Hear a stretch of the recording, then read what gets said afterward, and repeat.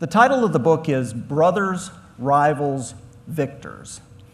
And that title, those three words, are about the only part of the book that weren't revised, cut out, slashed up, taken out, put back in, sliced, diced, and excised since I put pen to paper back in 2006.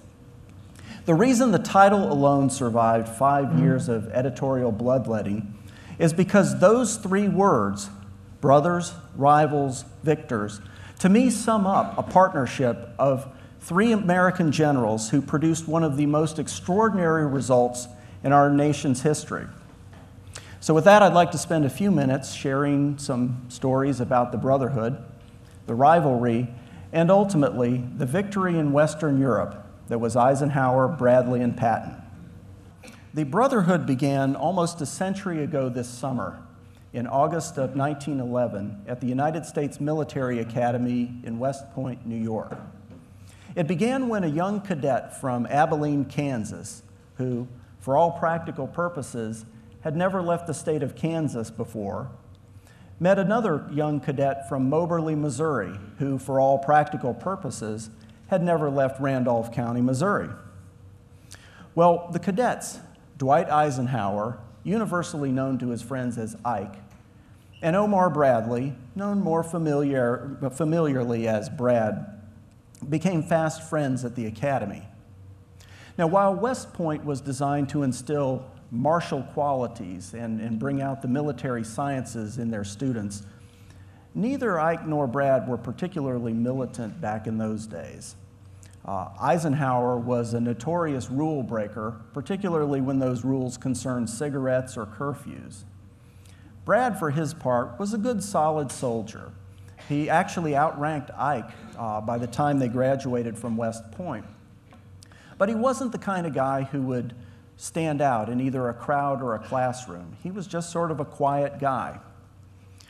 Well, while these two cadets didn't stand out in the classroom or even sometimes in a crowd, they did stand out in one place where they could fight their battles on fields of grass. Their love of sports was what brought them together and forged a relationship that would last till the end of their days. As a young man, Ike's sport was football. He was a solid defensive tackle who cracked helmets occasionally with sports legend Jim Thorpe. He was an above-average plunging back, which nowadays we would call a running back. And until he injured his knee in a football play, football was Ike's passion. Even after the injury derailed his sports career and very nearly derailed Eisenhower's military career, he had to ask the doctor to certify him, and that took some talking. Eisenhower loved football. He participated as a cheerleader before his graduation, and shortly after graduating, he still worked as a small-town football coach. And it was this football coaching mentality that would affect his later style of management when it was more than just a game at stake. Brad enjoyed football, and he played with Eisenhower, but his passion was not on the gridiron. It was on the diamond. He had a rocket throw of an arm. For a while, Omar Bradley held the West Point record for longest baseball throw. And he had a mean curveball. His senior year, he batted a .383 average. That's swinging his slugger to a very respectable number that I think any professional team nowadays, including our New Orleans Zephyrs, would certainly value.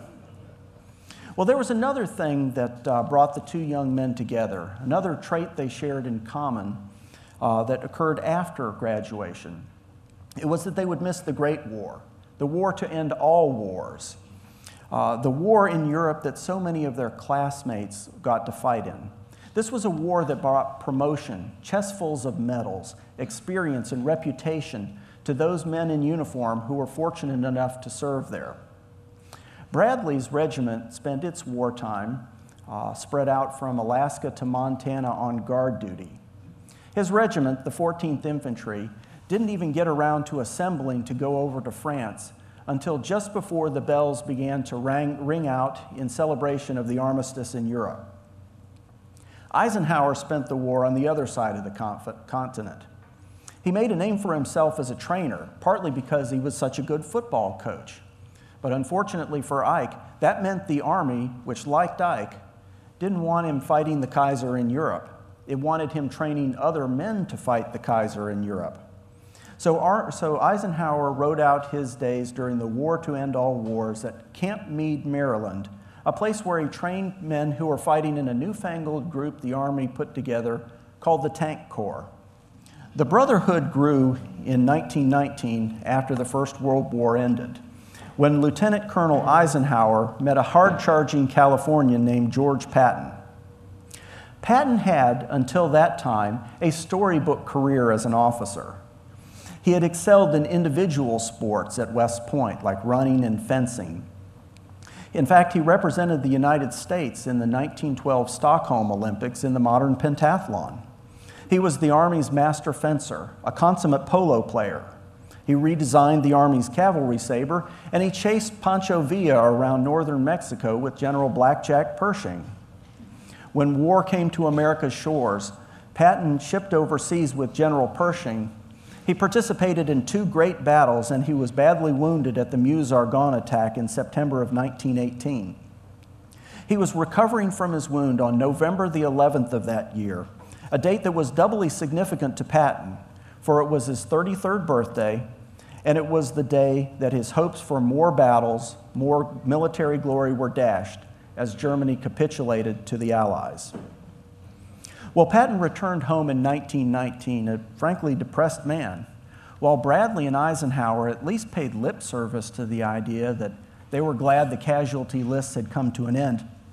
Patton made no bones about it.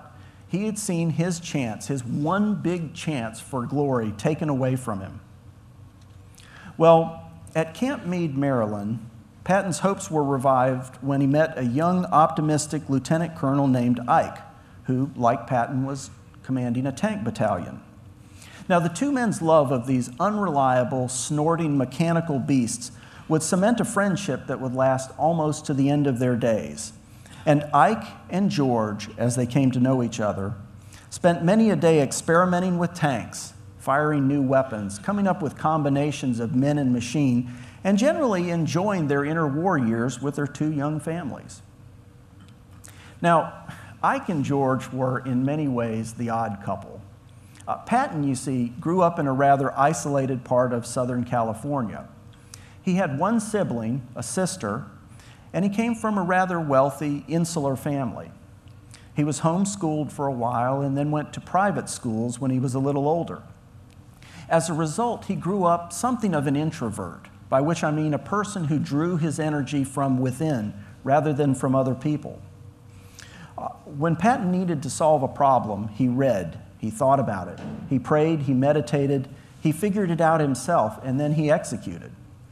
Patton loved reading history, and he drew many of his inspirations from historical figures of medieval and Napoleonic times. But Ike Eisenhower, by contrast, grew up in a pretty large family, 7 hungry, strapping boys, no girls. He went to a big public school in Abilene, Kansas, which is as all-American a town as you'll ever find. He learned to fight on the playgrounds. He learned when he should stand up for himself. But he also learned when he should cultivate allies like his older brothers. He learned how to relate, most importantly, to the man on the street. His family wasn't especially poor, but when you've got 9 mouths to feed, money's always in tight supply. So he could certainly relate to the American middle class. Well, by the end of their assignment to Camp Meade, Ike and George had become close, personal friends. Ike and his wife Mamie were frequent guests at the Patton house, and George Patton's girls loved to play with a little Eisenhower toddler, a young lad named Icky. But in 1920, the Army broke up the Tank Corps.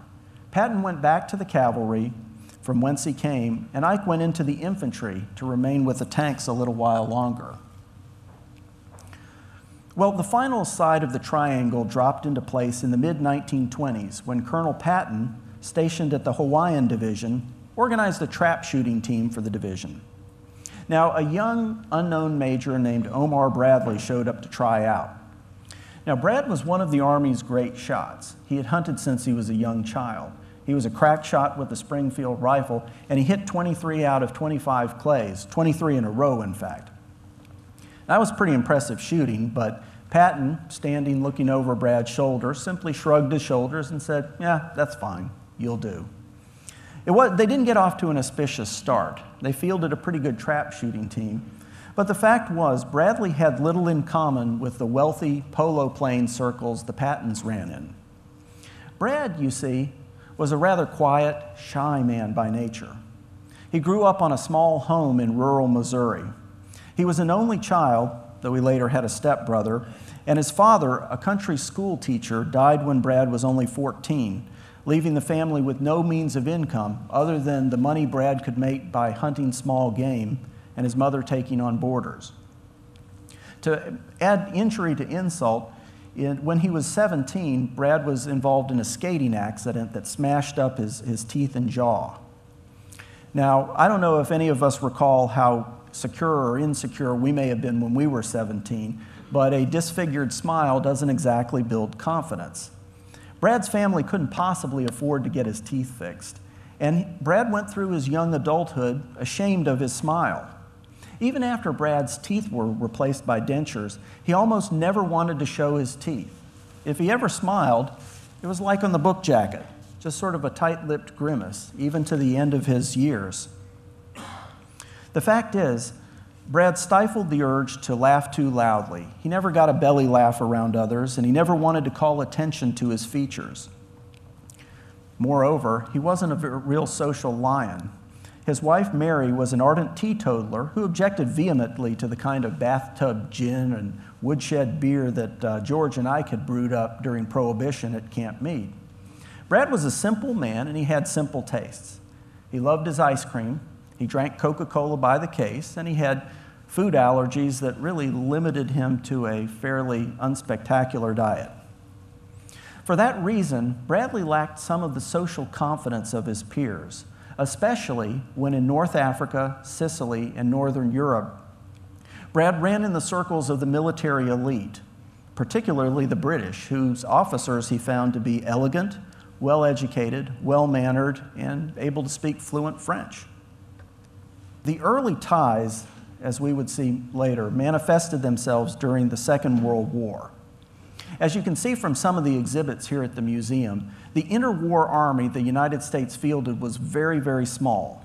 The U.S. had approximately the 17th largest army in the world, behind Bulgaria and Belgium, even behind Switzerland and Sweden. I mean, there were actually more guys running around with red pocket knives than America had in uniform.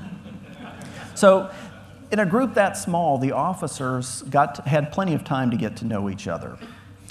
So just like General Marshall or Admiral King or even President Roosevelt, when Ike was called to duty, he began to look back to his early years, those interwar years when he got to know the officers as people.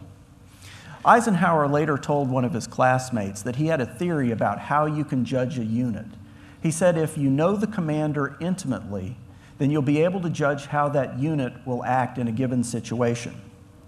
Eisenhower was confident that he had a real fighter in George Patton, and when the combined chiefs of staff ordered Ike to make 3 landings in North Africa, Ike asked George to lead the landings at Casablanca on Africa's Atlantic coast. Well, the landings were supposed to be the most difficult of the invasion because Africa's surf on that side is particularly dangerous. But Patton's luck held, and his landings were a success. He took Casablanca in 3 days.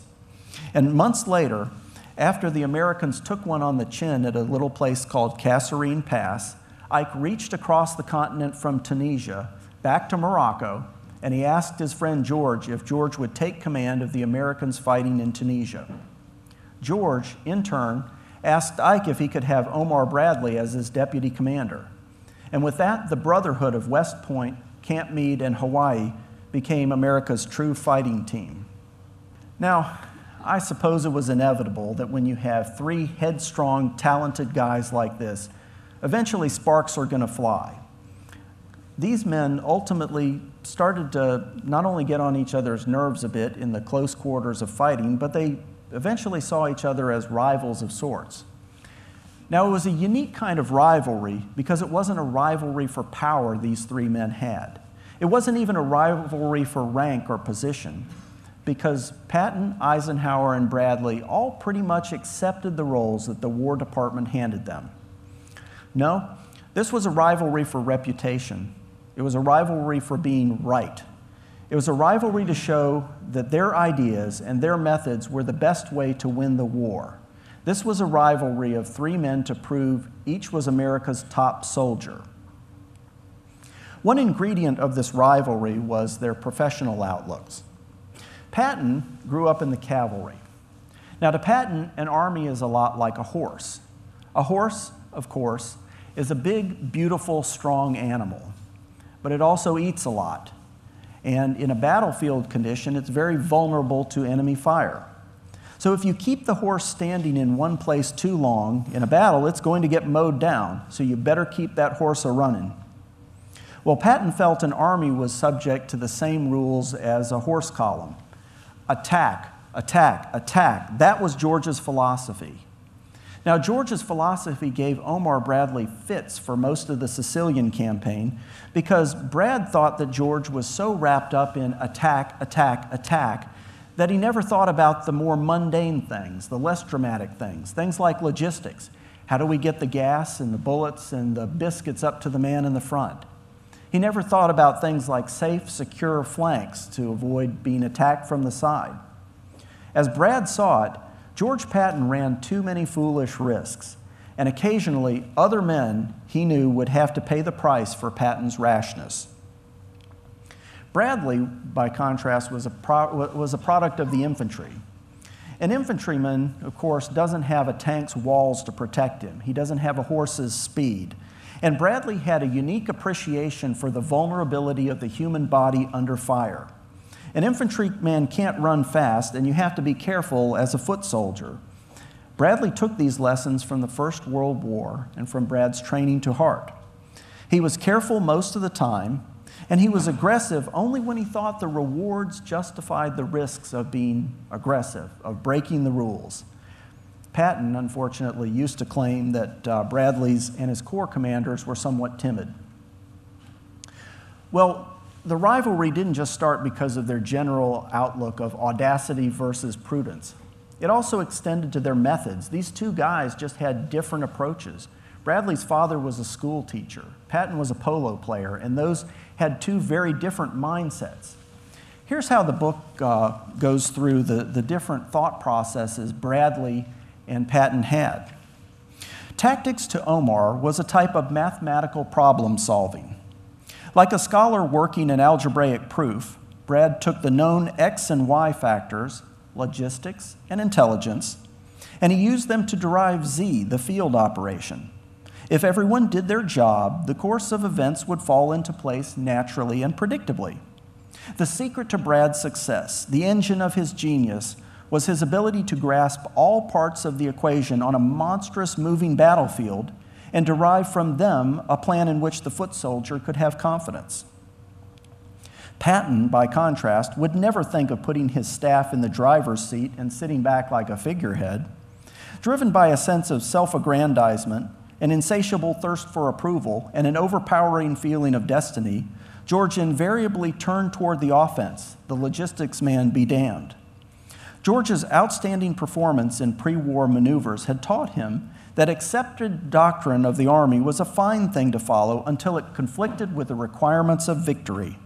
And once that happened, doctrine would invariably get the boot in favor of whatever worked. It was Patton's ability to look beyond the rules, a sixth sense built over years of study, experiment, even prayer, was what gave Patton his touch of genius.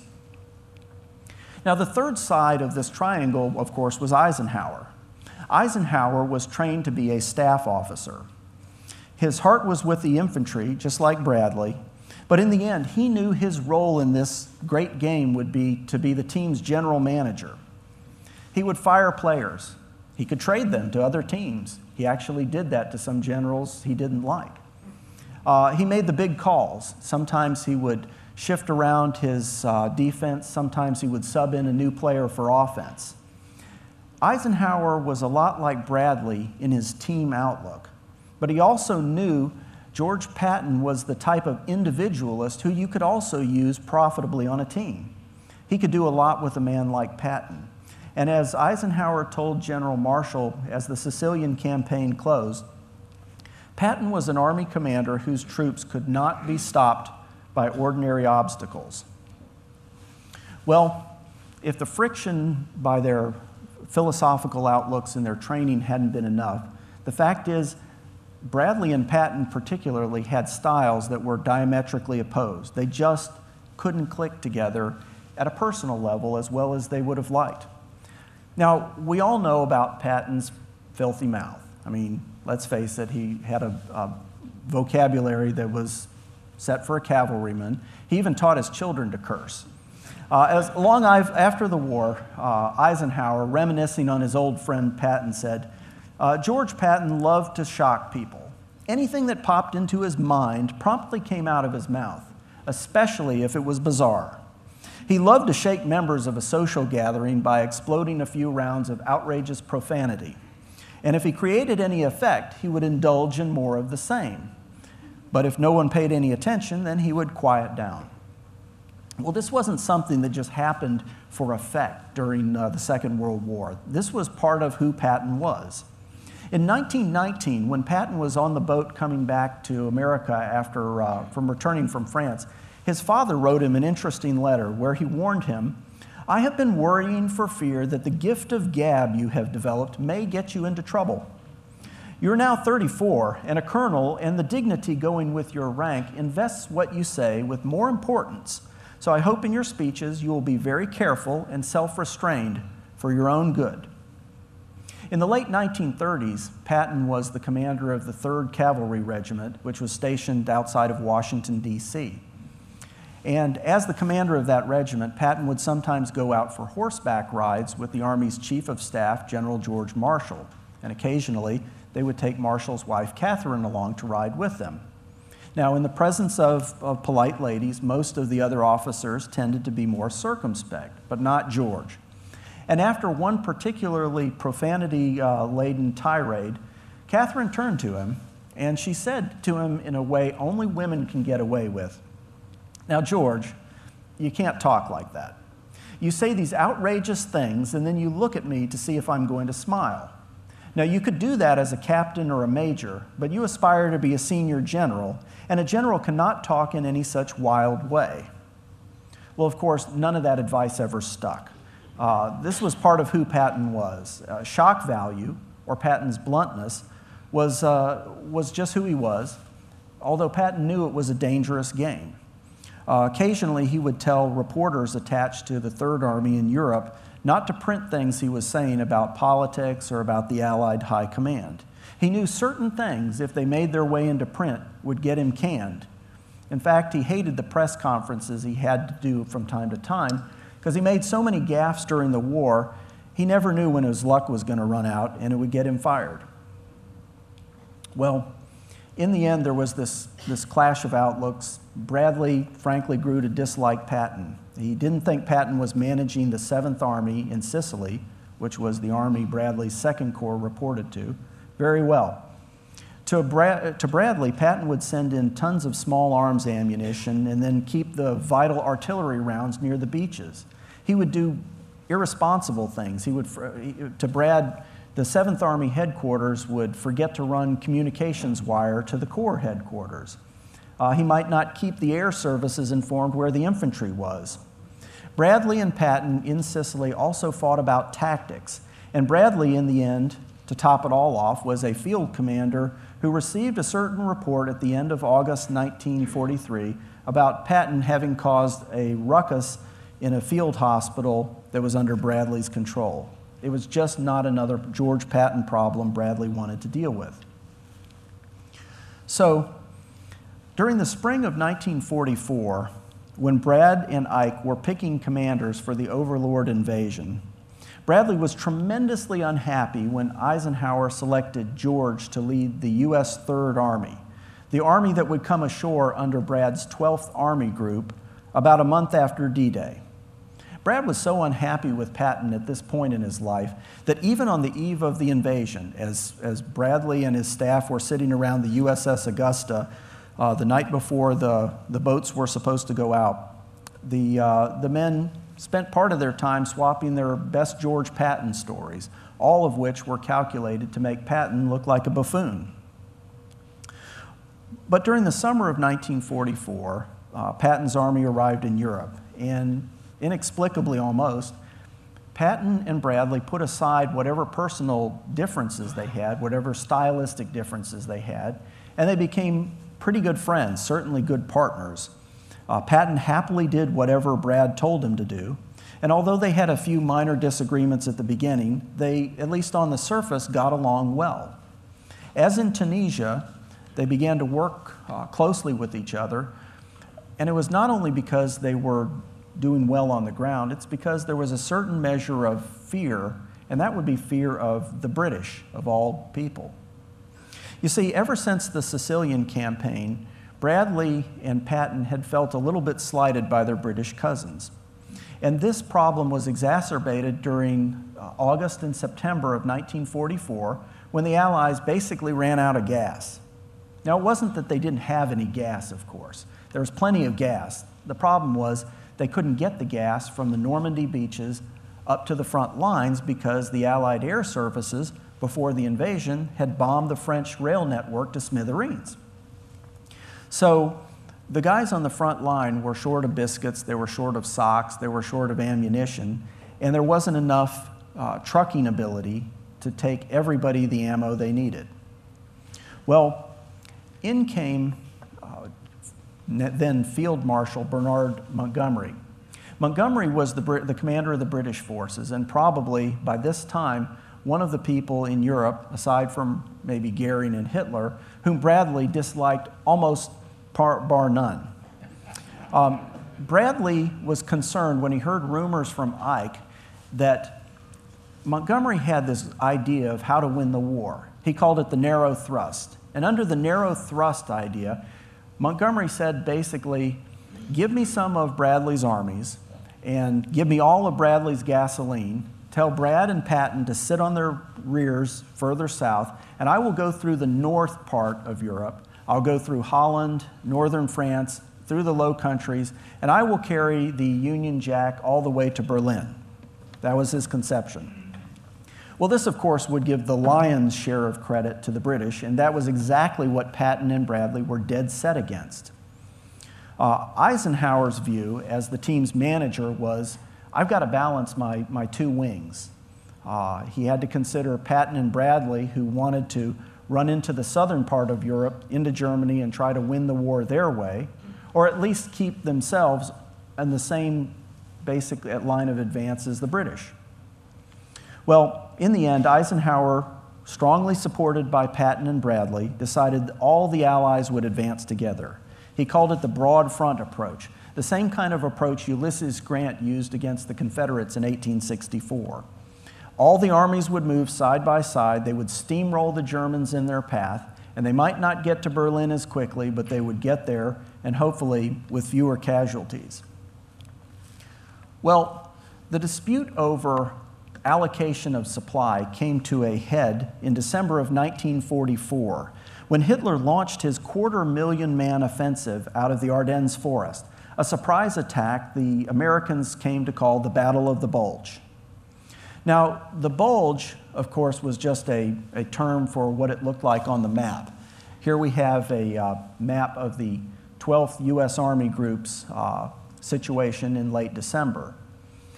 The Bulge was actually a salient in the American lines. It was a smash hit by the Nazis right into the middle of Bradley's line, knocked the teeth out of his 8th Corps that was dead in the center, and it pushed the Americans back almost to the Meuse River.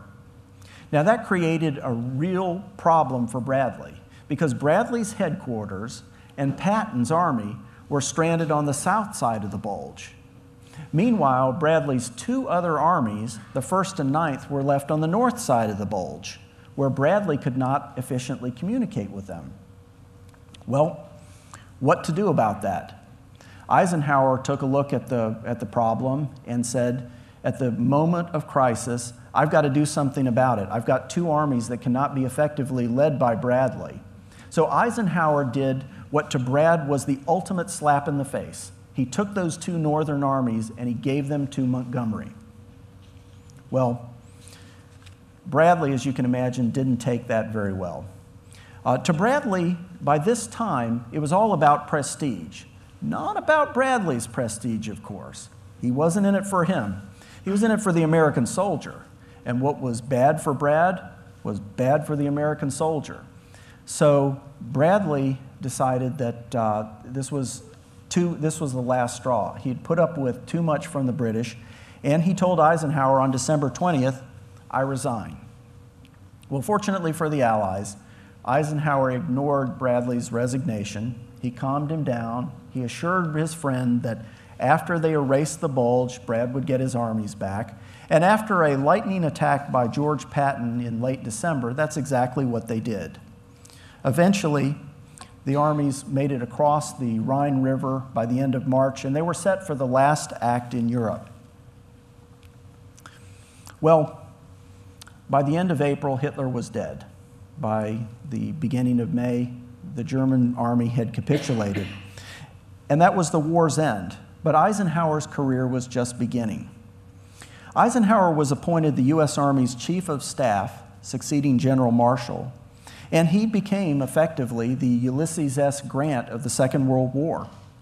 Bradley, meanwhile, was sent to run the Veterans Administration, which he did very well, and he would eventually succeed his friend Eisenhower, his protector and mentor, as the Army's top general. Well, Patton, as Patton predicted in a letter to his wife, would be a nuisance. He couldn't adjust to peacetime life, and his comments that he made here and there about being soft on the Nazis and hard on the communists eventually came back to haunt him. He was fired as commander of the 3rd U.S. Army by Eisenhower. Eisenhower didn't want to do it, and Patton never forgave Eisenhower.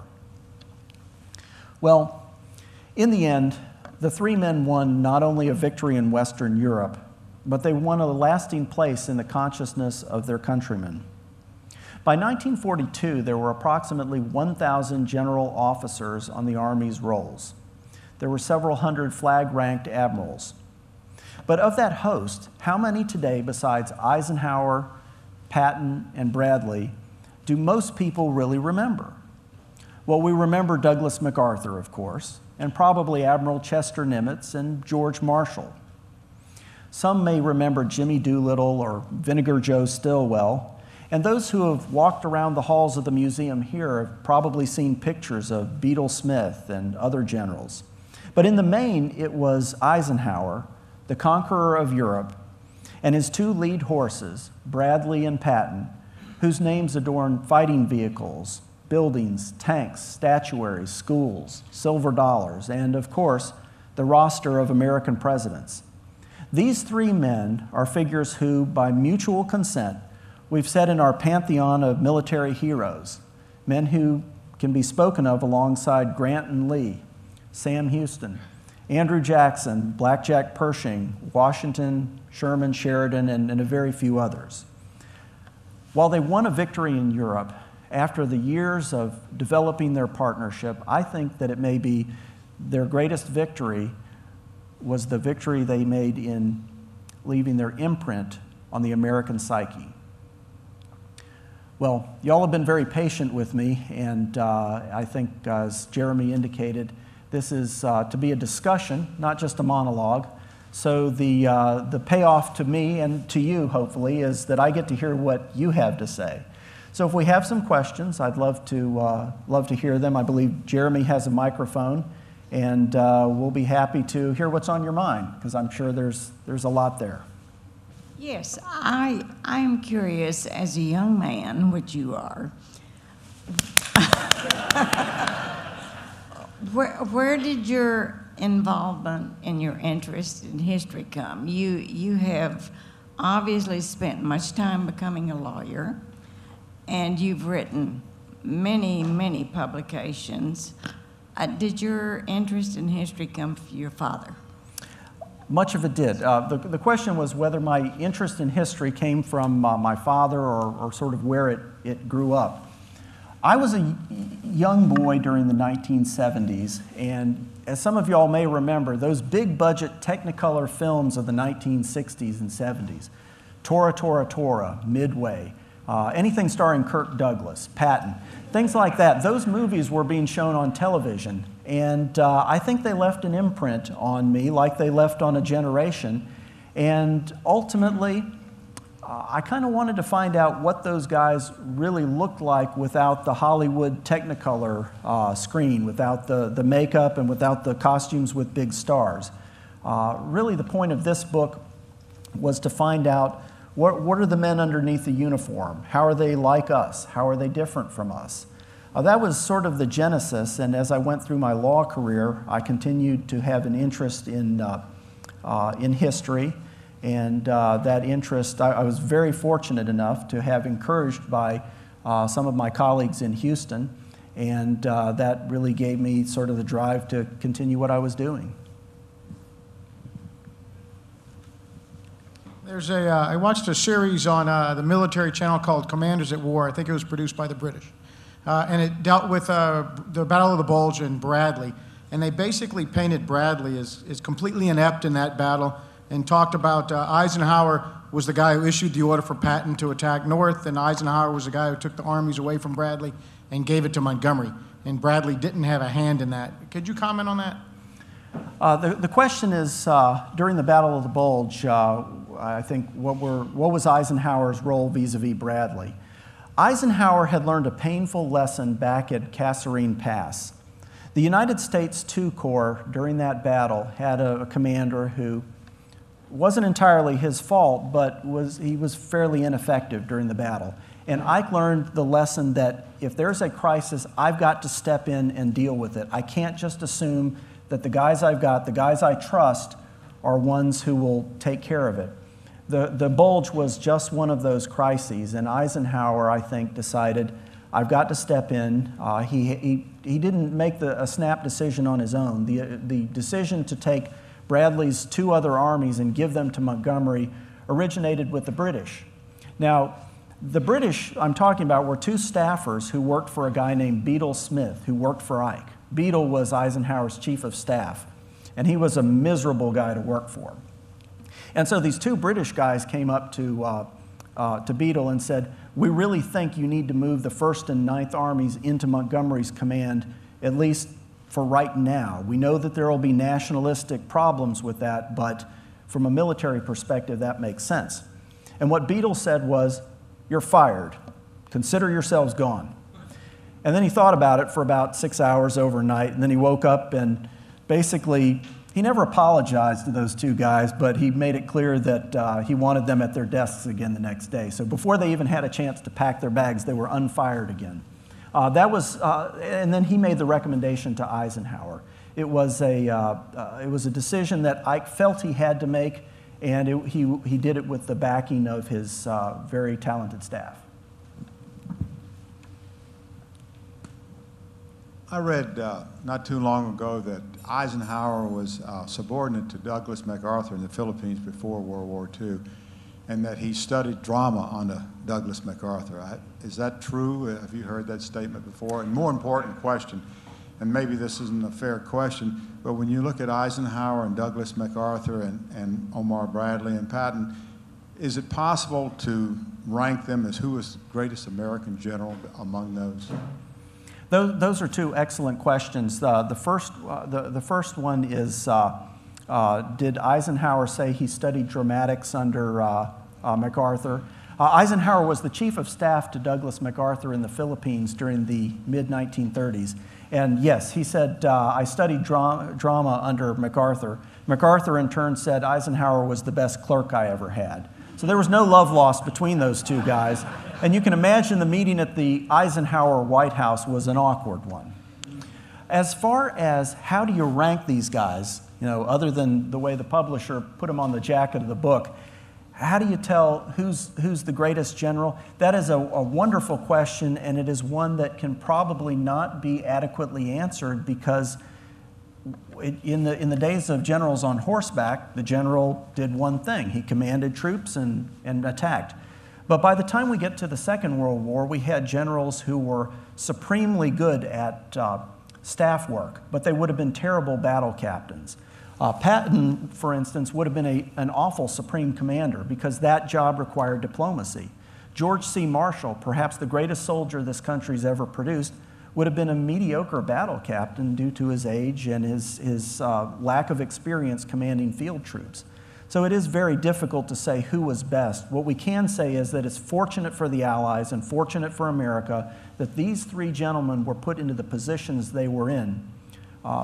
Some of them, in Patton's diary, for instance, he said, you know, personally, I wouldn't want the job of Supreme Commander. In fact, in another diary entry, he said, frankly, I would probably not be satisfied unless I was God, and somebody probably outranks him anyway.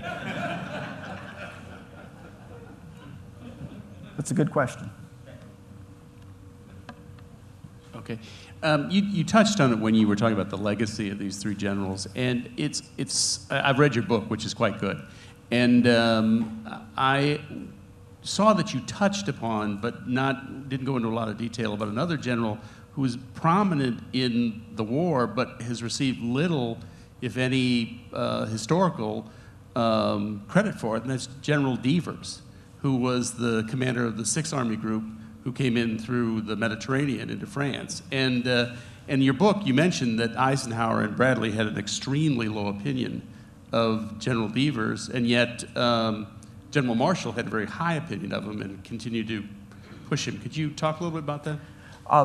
The question is, where did General Jacob Devers, who was actually the manager of Bradley's baseball team in Brad's last year at West Point, where did he fit into this?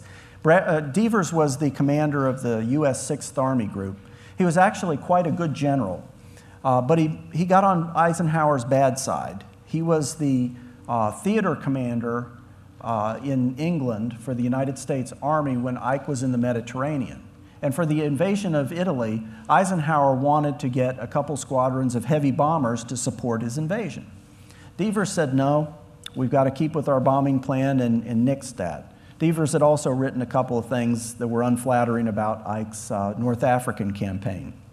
Well, many years after the war, John Eisenhower said to have said about his father, he never held a grudge as long as he won.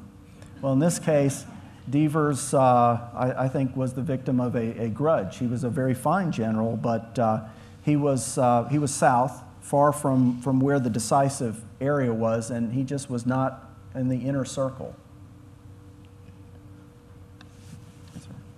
There's been rumors that they came close to court-martialing Mark Clark. Is there any validity to that? Mark Clark was somebody who, you get mixed reviews even to this day about his generalship. I think the problem he had, and this is where really the book leaves off with Clark, is that he was something of a self-promoter. He was actually an exceptional staff officer, but he was the guy who wanted to be the field commander, that wanted to be the guy in the limelight, and that created some bad blood. But during his Italian campaign, there were from time to time questions raised about his generalship, particularly about his approach to Rome, they never ended up going anywhere. He was somebody who was not a very popular general. In fact, it's said that Audie Murphy, the Medal of Honor winner, used to love to wear his Medal of Honor whenever Clark would be around, because by military tradition, Clark was obliged to salute Murphy, who was wearing the medal, before Murphy had to salute him.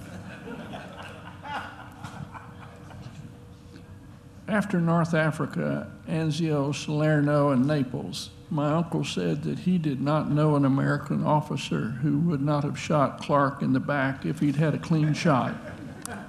There were plenty of generals who from time to time had some death threats on them. Supposedly, one of the soldiers quipped to a reporter in Sicily that there were 50,000 guys who would have shot Patton if they had the chance. I think that was a gross exaggeration and maybe a reflection of the ire that some of the newsmen felt when they found out that Patton had smacked around a couple of enlisted men.